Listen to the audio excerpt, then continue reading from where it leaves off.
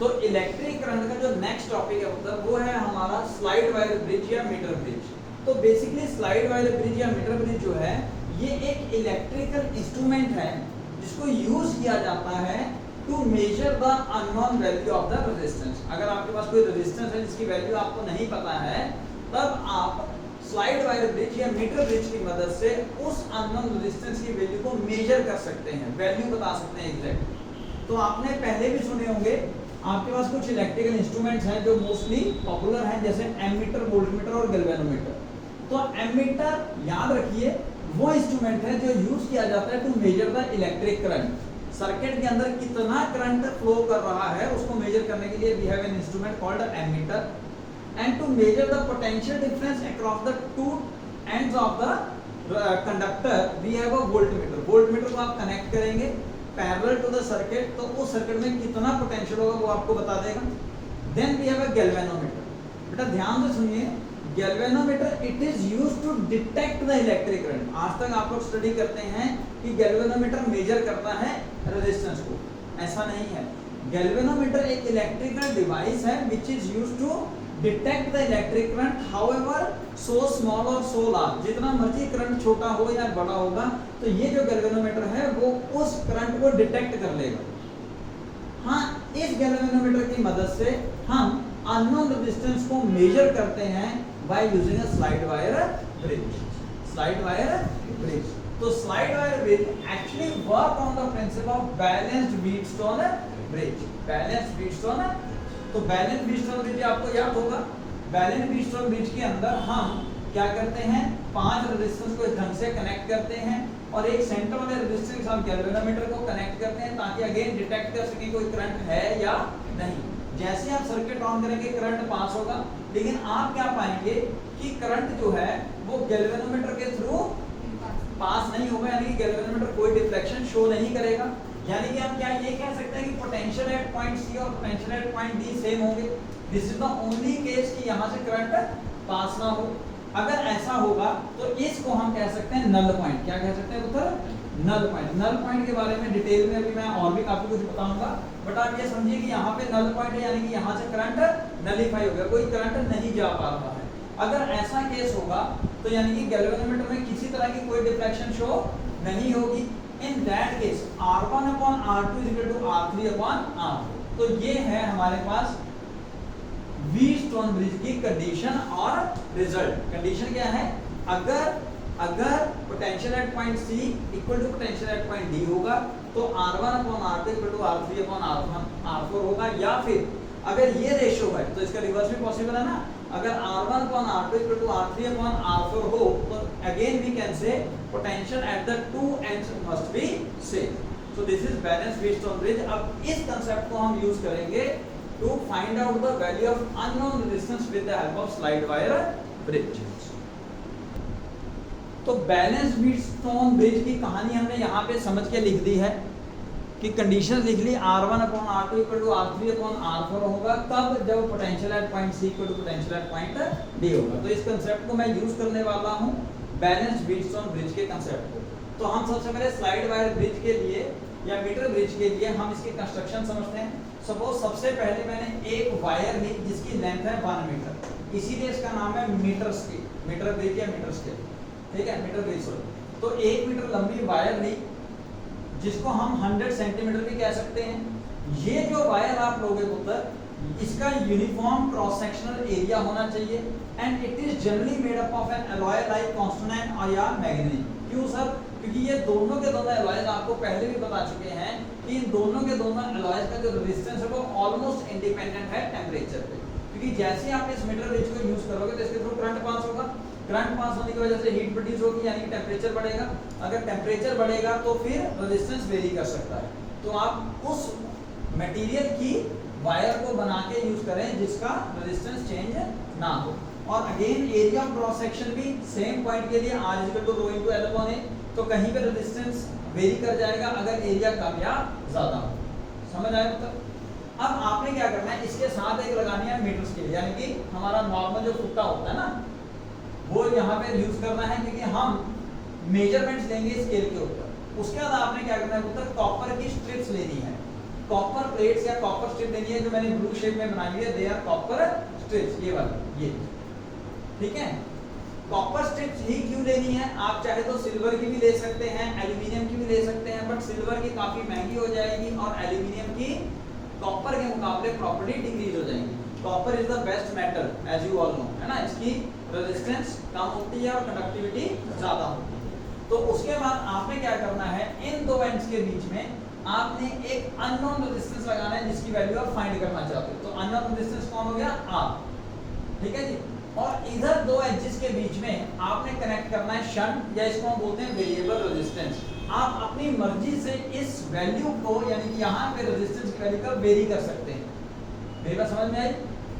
और in between आपने एक वायर की मदद से कनेक्ट किया गैल्वेनोमीटर, और गैल्वेनोमीटर के दूसरे एंड को कनेक्ट किया है जोकी से। जोकी क्या है? बेसिकली एक मेटालिक रॉड है, just having a pen like और नाइफ लाइक फ्रंट एंड, मतलब उसके एंड पे जो फ्रंट पार्ट होगा, जैसे हमारे पेन के एंड पे होता है तीखा सा एरिया, उस तरीके से होगा, so that we can slide this, we can slide this jockey over this wire, ठीक है।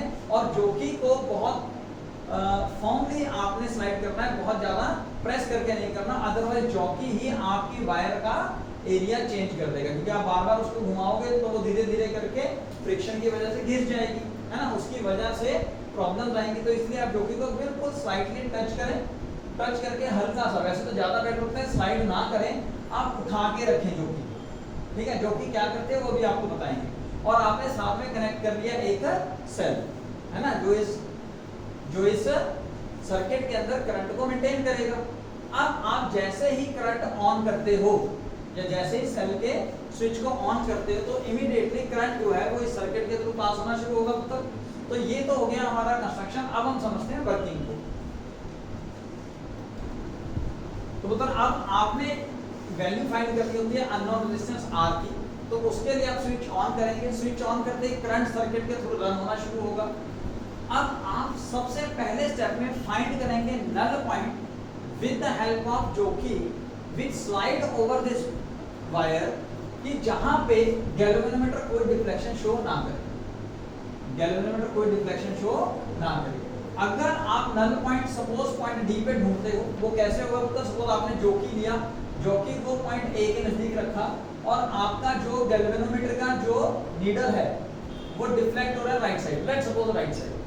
उसके बाद आपने देखा जी आप जोकी को ए के पास से हटाते हो और थोड़ा सा बी के नजदीक लेके जाते हो, तब आप देखते हो कि डिफ्लेक्शन जो है वो लेफ्ट साइड होता है, यानी ये करंट की डायरेक्शन रिवर्स हो गई होगी, है ना, तभी डिफ्लेक्शन रिवर्स हुई है।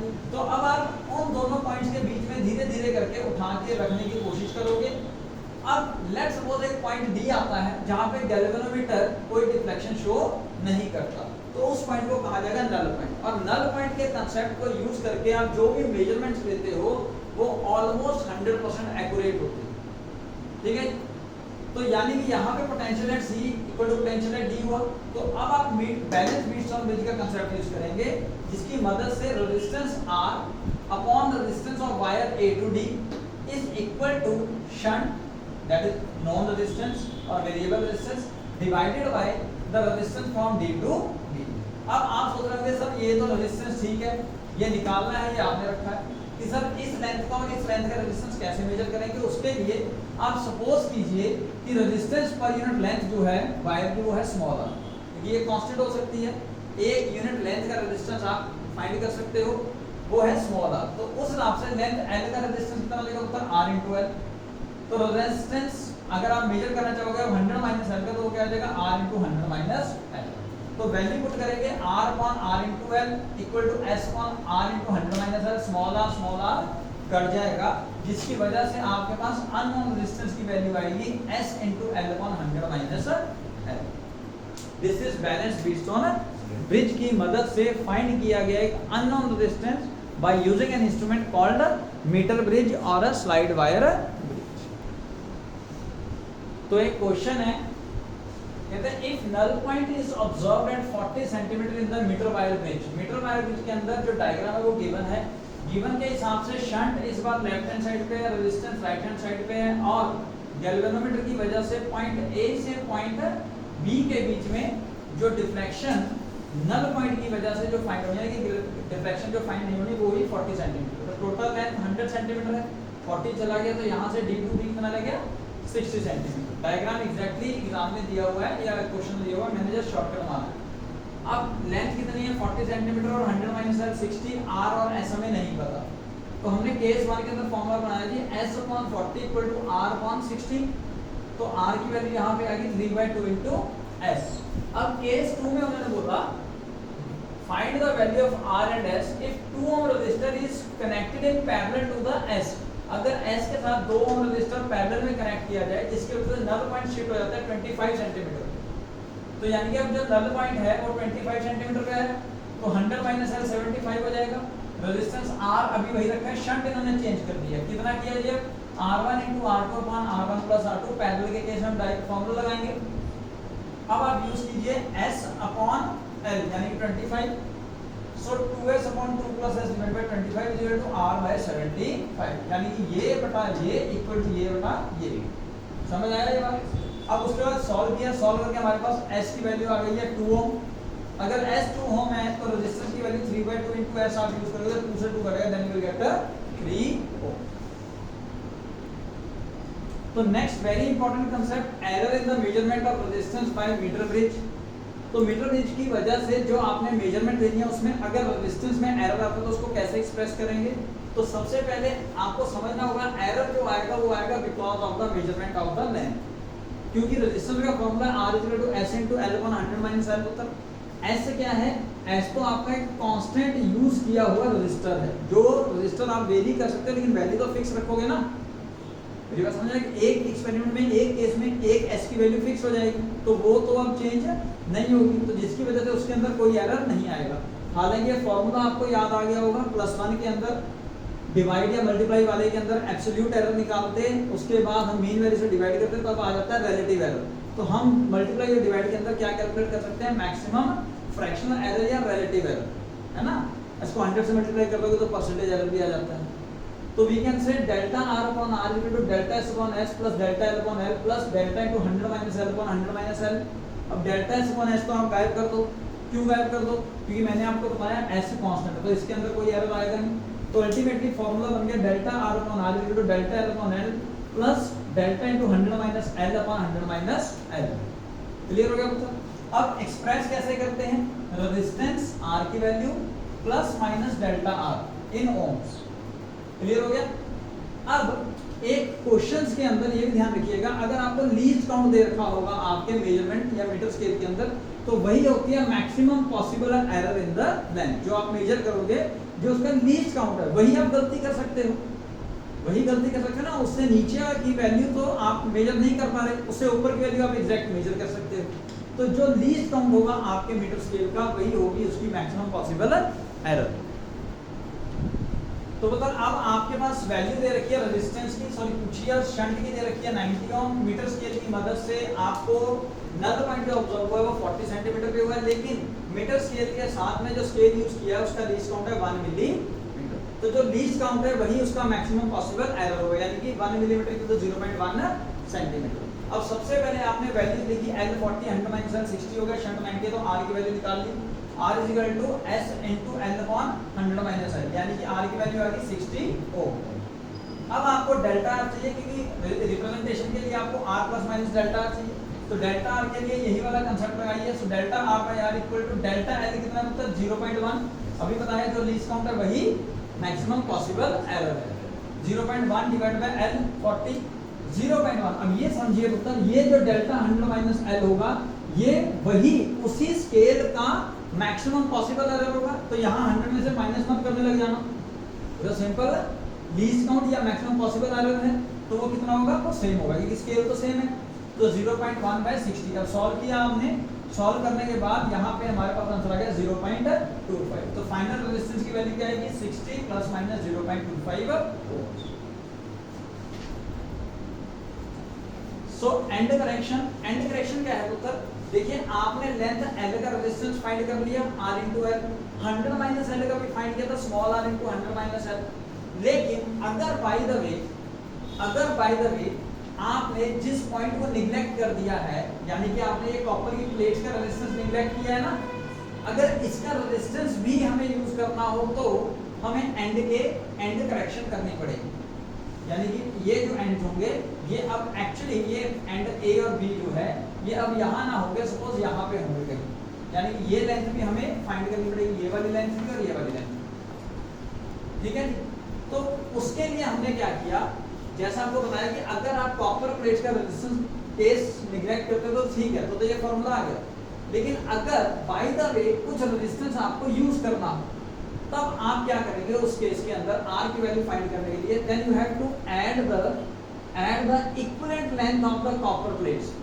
तो to add the plate resistance, इन प्लेट के रेजिस्टेंस को ऐड करने के लिए यानी कि इक्वेशन में लाने के लिए हम इक्विवेलेंट लेंथ को कॉपर प्लेट्स की ऐड करेंगे इनटू L और 100 माइनस L, यानी कि L के साइड में जो A है ये वाली लेंथ ऐड कर देना फर्स्ट में, और B के साइड में जो प्लेट सेकंड है उसकी लेंथ ऐड कर देना। उसको कैसे फाइंड करेंगे, तो लेट्स सपोज प्लेट 1 का रेजिस्टेंस दिया हुआ है 2 ओम और प्लेट 2 का रेजिस्टेंस दिया हुआ है 6 ओम। अब अगर आपको ये वैल्यूज पता है और आपको लेंथ निकालनी है कितनी है, तो आपको स्मॉल r पता होना चाहिए। स्मॉल r क्या होता है, resistance per unit length. Let's suppose कर लीजिए इस केस के अंदर उसकी वैल्यू दी है 2 ओम पर सेंटीमीटर, ये गिवन होगी सारी वैल्यूज 2 ओम पर सेंटीमीटर। तो अब यानी कि अगर हम जनरल फॉर्मूला लगाएं तो आपने क्या किया था पुत्र, अगर आपको याद हो कि A टू B तक का रेजिस्टेंस फाइंड करने के लिए आपने क्या किया था, small r into length L, है ना, यानी कि लेंथ L का रेजिस्टेंस पर यूनिट लेंथ से मल्टीप्लाई करके resistance of length A to D निकाला था। अब आपके पास प्लेट 1 है, उसका रेजिस्टेंस है 2 ओम, रेजिस्टेंस पर यूनिट लेंथ दे रखा है अगेन 2 ओम, और आपको A टू D नहीं, अब बाय द वे आपके पास प्लेट 1 रह गई है, प्लेट 1 की लेंथ निकालनी है। तो प्लेट 1 की जो लेंथ होगी वो कितनी आएगी, L1 = 2/2 से 1 सेंटीमीटर, ये मैंने लिखी है, ठीक है। अब सेकेंड प्लेट जो है उसकी लेंथ है 3 सेंटीमीटर, कैसे आई, यही कंसेप्ट यूज करके। अब सेकेंड प्लेट का रेजिस्टेंस दिया हुआ आपको 6 ohm, small r is 2 ohm per unit पर सेंटीमीटर फॉर द वायर, ठीक है। अब लेंथ L2 निकालनी है, तो सो L2 कितनी आएगी, 6/2 यानी कि 3 सेंटीमीटर, वो मैंने ये लिखी। अब आप क्या करेंगे, सिंपल जो लेंथ आपने छोड़ दी थी उसको ऐड कर दीजिए, प्लेट 1 को A साइड की लेंथ यानी कि L में ऐड कर दीजिए, और प्लेट 2 की लेंथ जो B साइड में आपने छोड़ दी थी उसको यहाँ पे ऐड कर, then you will get the final value for resistance by end correction, यानी कि आपने इनके जो एंड्स हैं इनको करेक्ट कर दिया, आपने कॉपर प्लेट्स के रेजिस्टेंस को भी यूज कर दिया।